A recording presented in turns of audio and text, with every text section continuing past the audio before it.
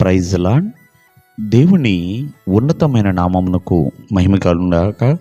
ప్రభువు పేరట మీ అందరికీ హృదయపూర్వక వందనాలు. ఈ ఉదయకాలము దేవుని వాక్యాన్ని విందాం. లేవీకాండము 19వ అధ్యాయము 18వ వచనము. కీడుకు ప్రతి కీడు చేయకూడదు, నీ ప్రజల మీద కోపముంచుకొనక నిన్నువలే నీ పొరుగు వారిని ప్రేమింపవలెను.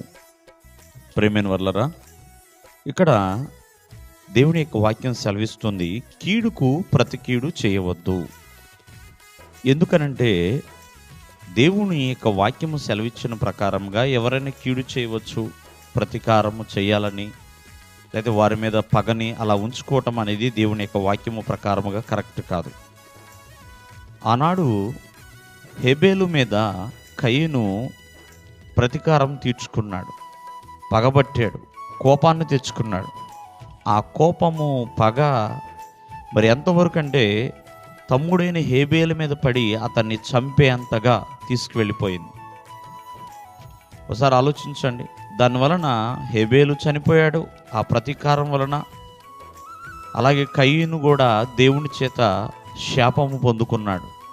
దేశ దిమ్మరలుగా మారవలసిన పరిస్థితి వచ్చేసింది. అందుకనే పగను ప్రతీకారాలని విడిచిపెట్టండి అని దేవుని యొక్క వాక్యం సెలవిస్తుంది. అంతేకాదు, ఆనాడు ఏశావు యాకోబు మీద పగపెట్టాడు. అదిగో యాకోబు జ్యేష్ఠత్వాన్ని దొంగిలించాడని, తండ్రి దగ్గర రావాల్సిన ఆశీర్వాదాలు దొంగిలించాడని ఎంతో పగబట్టాడు.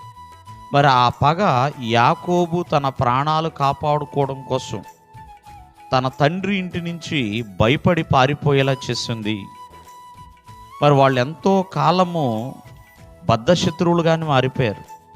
కావున క్షమించే విధానాన్ని మనం కలిగి ఉండాలి. పగను విడిచిపెట్టాలి, ప్రతీకారమును విడిచిపెట్టాలి, క్షమించాలి. ఆ క్షమాపణ సమాధానాన్ని ఇస్తుంది, ప్రేమనిస్తుంది. ప్రియమైన వాళ్ళరా, వారి కోసం ప్రార్థన చేయాలి. దేవుని యొక్క వాక్యం సెలవిస్తుంది, నువ్వు ఒకవేళ పగను విడిచిపెట్టకుండా ఉంటే గనక దేవుణ్ణి విడిచిపెట్టవలసిన పరిస్థితి వస్తుంది. దేవుని ప్రేమ నీలో ఉండదు, దేవుడు ద్వారా పొందుకున్న క్షమాపణ నీకు ఉండదు.